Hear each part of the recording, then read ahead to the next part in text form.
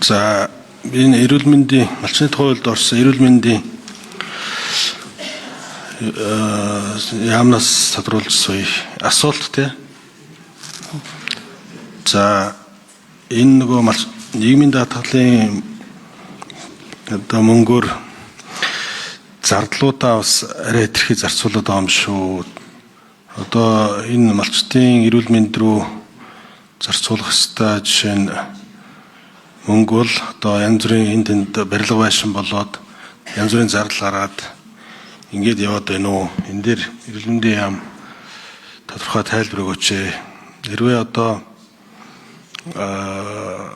малчтын одоо эрүүл мэндийг санхүүжүүлэх одоо тэр яаралтай тусламж үйлчилгээ очихт нь санхүүжилт байхгүйгээр бүх мөнгөний одоо хуурайлаад ингээд зарцуулж байгаа бол зарцуулч үнэхээр буруу байна. Нэг номерт зарцуулах ёстой юмдаа зарцуулахгүй байна. Тэгэхээр энэ дээр эрүүл мэндийн яам тайлбар авъя. Ямнаас.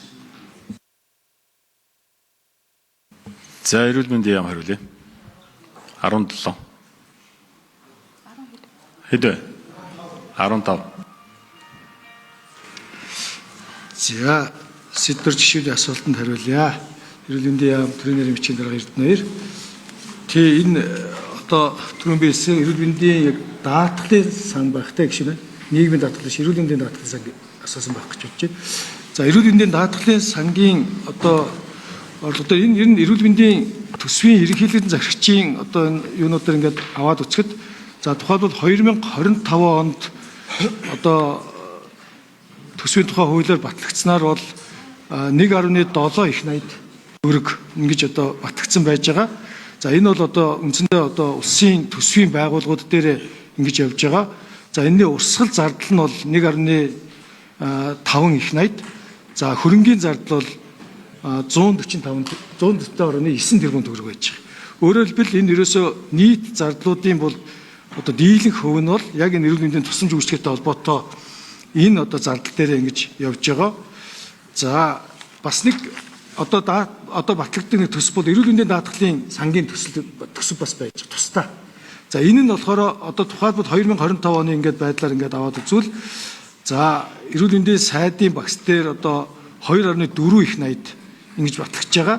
За эндээс одоо яаж вэ гэхээр энэ одоо бүрдлүүдийг ингээд аваад үзэхээр ажил олгогч даатгуулагчаас төлөх шимтгэл нь 1.1 их 80. За төрөөс эрүүл мэндийн даатгалыг хариуцах иргэдийн улсын төсвөөс төлөх шимтгэл буюу энэ хүүхэд ахмад настанд жирэмсэн одоо төрх ээжүүд гэдэг юм уу энэ дээр бол одоо нэлээд бага байдаг. Энэ бол 352 тэрбум төгрөг. За төр хариуцах тусламж үйлчилгээний санхүүжилт нь бол 921 тэрбум төгрөг. За бусад даатгуулагчаас төлөх шимтгэл нь бол 49.8 тэрбум буюу ингээд нийт орлого бол ингэж бас бүрдэж байгаа ийм одоо дүнтэй байж байгаа. За зарцуултыг ингээд аваад үзэхээр за 25 оны одоо төсвийн жил дээр тухайлбал 2.2 их 80-ийн зарцуулалт гарсан байгаа. За эндээс одоо эрүүл мэндийн даатгалын сангаас хариуцах тусламж үйлчилгээний санхүүжилт нь 963.7 тэрбум. За төрөөс хариуцах тусламж үйлчилгээний санхүүжилт нь 1 их 80. За одоо тэгээд хөнгөлөлтөө эм дээр бол 171 тэрбум төгрөг. За бусад одоо урсгал зардал дээр энэ бол даатгалыг би ярьж байгаа. Энэ одоо агентлагийн үйл ажиллагаа эрүүл мэндийн даатгалын үндэсний зөвлөлийн үйл ажиллагаанд бол нэг 13.9 тэрбум төгрөгөө гэсэн ийм байдлаар одоо зардал гарсан байгаа. Энд яг тийм одоо өндөр хэмжээндээр барилга байгууламж гэдэг юм уу ийм одоо зөвлөлүүд рүү бол ерөөсөө зарцуулагдахгүй байгаа. Тэгэхээр ийм зөвлөд байж байна. Юун дээр өөр нэмж асуусан зүйлүүд түрүүний бас нэг одоо зарим нэг зүйлүүд дээр иргэдийн асуусан дээр бас нэмж хариулах хэрэгтэй тий. За тэн дээр би бас нэмэлт нэг жоохон тодруулгад өгчөө гэж ингэж бодож байна. За энэ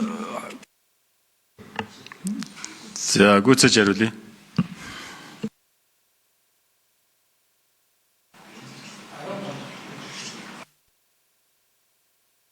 за бидний илтгэлийн хугацаа бол 10 минут байгаа учраас бид нар бас дэлгэрэнгүй мэдээлэл өгөх боломж бас хязгаарлагдаад байгааг бас зөвөр ойлгоорой. Ер нь бол бид нар тэр бүх аймаг сумдаараа ингээ гаргасан мэдээлэлүүд бол бүрэн хэмжээгээр байж байгаа. За сумын хэмжээнд дээр бол одоо бид нар 3 зэрэглэлийн сум байдаг. Энэ одоо аймгийн төвөөс аслагдсан байдлаас намаараад А, Б, В гэдэг ингээ 3 зэрэгэлт ингээ 1 2 3 дугаар зэрэглэлээр хуваачаад байгаа. Тэгээ энэ дээр хүн ам нь хэд вэ гэдгээс хамаарат нөгөө тэнд байх сумын эрүүл мэндийн төв стандартууд байгаа байхгүй. Одоо 1000 хүн дотор байвал нэг эмчтэй байна ч гэдэг юм ингээд заагаад өгчдөг. Тэгэхээр энэ стандартаар явж байгаа учраас зарим нэг одоо нарийн мэрэгжлийн эмчилгээ тусламж үйлчилгээнүүд үзүүлэх одоо боломжууд бас зарим талаараа хязгаарлагдаад байгаад байгаа. За ерэн зүгээр төрөөс бол энэ дээр нэлээх анхаарч байгаа. Өөрөөр хэлбэл суманд ажиллаж байгаа эмч бол одоо бусад эмчнэр Улаанбаатарт ажиллаж байгаа эмчээс орон нутгийн нэмэгдэл гэж 40% нэмэгдэл авч байгаа шүү дээ.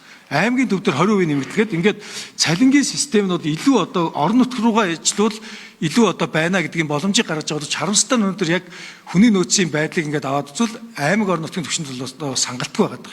За